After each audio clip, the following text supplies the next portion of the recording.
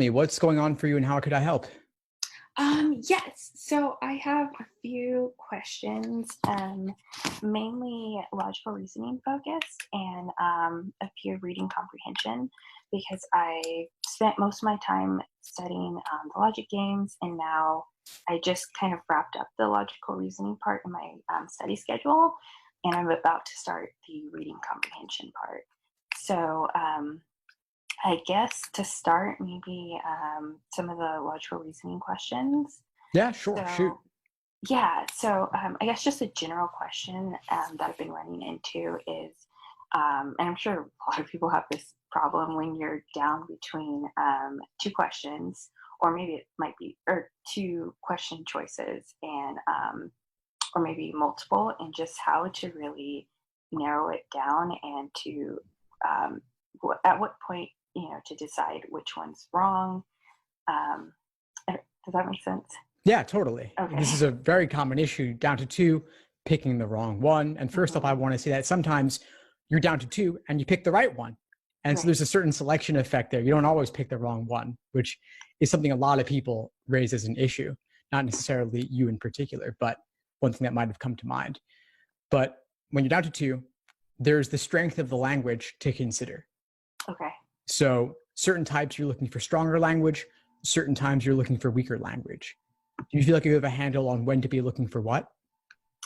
Um, at times, I think for certain question types, yes. So if I'm doing like a necessary assumption, then I know, okay, um, certain language. Wait, yeah, that's the one where it's like if it's too extreme, that's not the right answer. So I kind of like can get a good gauge on that, but some are a little more ambiguous for me. Okay, so necessary assumption, as you said, extreme language, not the way to go. More moderate language is what you're looking for there. So Right. that's a decision point, necessary assumption, down to two, leaning one way versus leaning the other way. Okay. And then other types, it may be, the calculus may be different. So in sufficient assumption, for example, strong language is a great way to go. It could be as strong as you want, as long as it gets the job done. So you may not want something as moderate in that context. This is not a hard and fast rule. Everything depends on the specifics, but this could help you lean in one way versus leaning in the other way. Okay. So really look at the language type. Okay, that makes sense. And something that did happen when I was going over principal questions. For the most part, I have a good handle on them. But I'm trying to remember the specific question, but the answer choices for one of the ones I was looking at, they were all very similar. And I realized that I picked the wrong answer because the language was like they had, it wasn't so much they made it extreme, but they had changed the wording where it didn't necessarily match the question, but the right answer kind of took almost verbatim. And I just was looking at um, context over the language at that point. Mm-hmm. When you say context over language, what do you mean?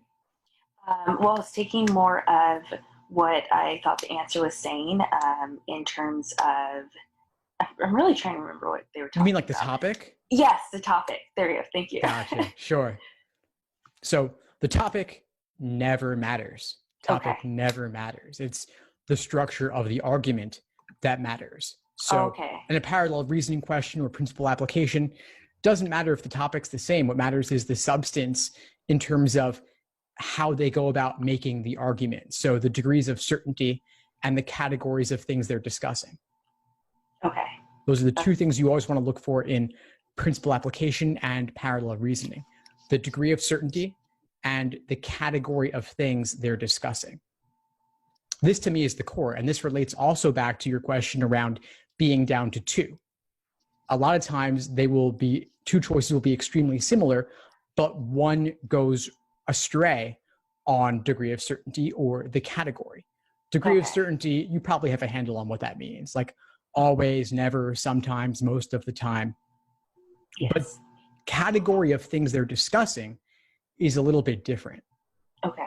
That would be like all people who take the LSAT versus all people who take the LSAT and also study properly. Studying Okay. properly is a further constraint or limitation or qualifying factor, limiting who we're talking about. And so you want to see how closely does it need to match.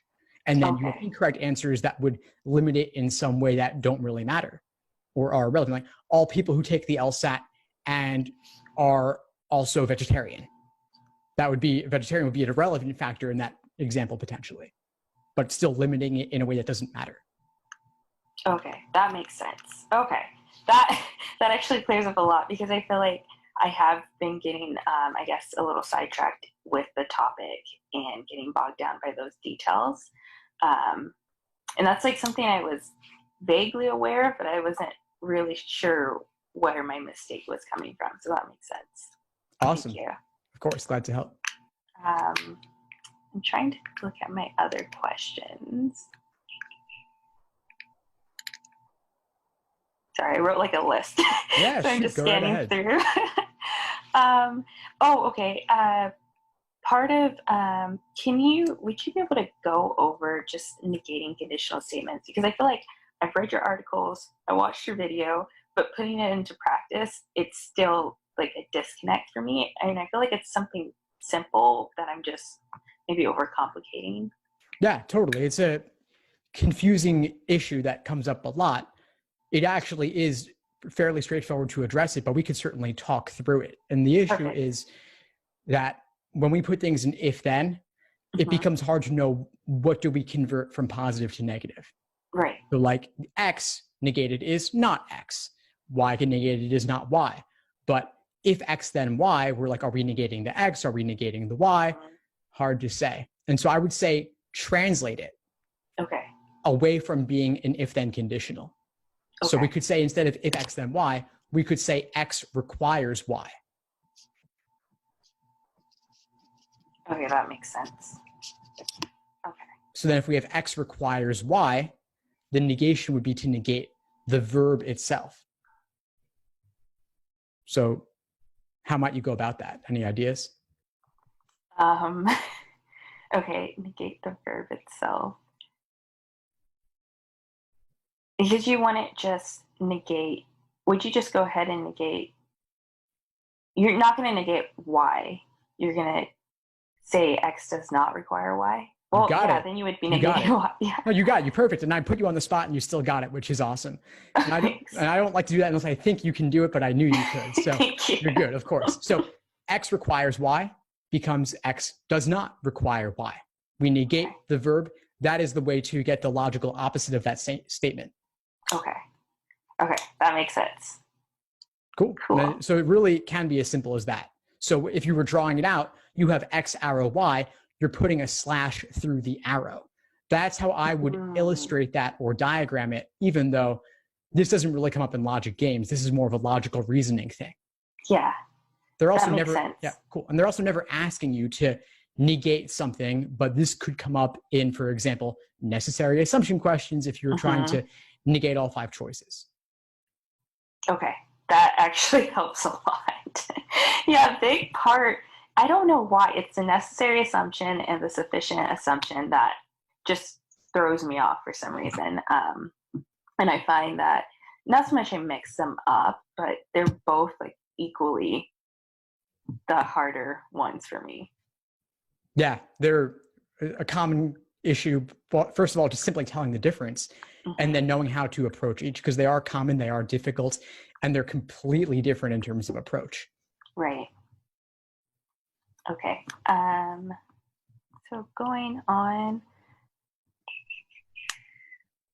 Oh, I do have another question with logical reasoning.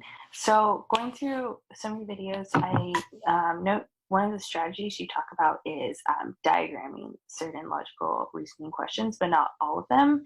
And I guess my question is just, when would that be necessary? And is that something that you should do if, like, say you run into a hard problem, but you're running out of time and diagramming would help you solve it? Should you go ahead and diagram that? Should you skip it? Or different tips on that? Great question. So diagramming, I think most students tend to diagram far too much. Okay. I would diagram very little in logical reasoning, only on certain specific question types. Okay. So those types would be sufficient assumption a lot of the time, Okay. parallel reasoning sometimes, and must be true questions and other inference questions sometimes. That's it. Logical reasoning is much more informal logic where you are really engaging with the arguments in a real world sense. But for certain particular types that are more formal logic style in nature, it could be useful. But diagramming is not a substitute for thinking or for engaging with the argument. And there are really, like I said, very limited cases where it's useful. And that's where it's more technically worded, the way that a normal person would never talk. Lots of conditionals are a good indicator that you might want to go in that direction. And then you'll see, of course, in the course, I've got the formulas for sufficient assumption questions. So that's a unique category where diagramming is often a valuable technique, but I wouldn't resort to it all the time. Okay, that's good to know. Okay, perfect. Because I don't normally diagram, so it's like, ooh, should I be doing that more? But good to know that it's 3 types, so that I'll try practicing that when I run into that issue. Yeah, of course. And if you're saying like, I don't diagram much, should I diagram more? The answer is probably not. Typically people diagram too much and I have to move them away from that because some other companies out there, they'll suggest diagramming all the time. And I come across students who are trying to diagram a necessary assumption question where that's not really useful at all. They're just essentially summarizing all the proper nouns in the stimulus with letters, but that's not really getting you anywhere. It gets you somewhere when you're taking the contrapositive or linking things together. If you're not doing that, it's probably not going to help you. Okay, that's good to know. Great. Then I'll keep doing what I'm doing, but look for opportunities to diagram, I think. Awesome. Cool. Anything else for today? Yes, if we still have time, sure, I guess totally. Just my last one would be starting the reading comprehension section. That's an area that I've never really known how to study, and I just and you cover this in like your introduction video about how everyone can improve, but I'm just trying to figure out what your different tips on are for improving besides maybe increasing your pacing. Yeah, sure. I don't want to talk in too many general terms just because you've already got that in the course. Right. But doing actual passages and extracting the main idea as an exercise. If you're just looking to get started, can you read a passage and walk away simply with the main idea? Okay.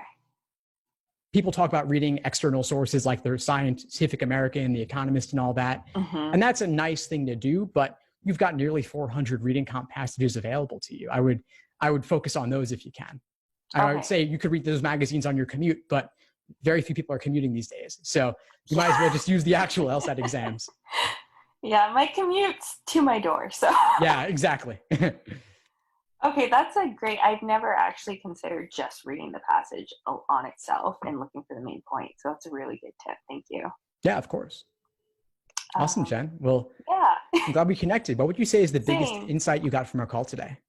Oh my goodness, so many things. I think probably for me, just the whole how to narrow down your answer choices and really not to get bogged into the topic of the question as you were talking about. And the second thing would probably be your little tip about diagramming, because that gave me peace that I don't really have to go through and diagram more. But everything you said was very helpful, and I'm definitely taking it all away. So thank you. Of course. Glad to help, Jen. Keep in touch, and I'll see you in class soon. Sounds good. Thank you. Have a great day. Thanks for tuning into the show. Please subscribe if you haven't done so already to be notified of new episodes as I release them. And feel free to reach out if you need anything at all as you move forward with your prep. I'm happy to help however I can. In the meantime, I'll wish you all the best and take care.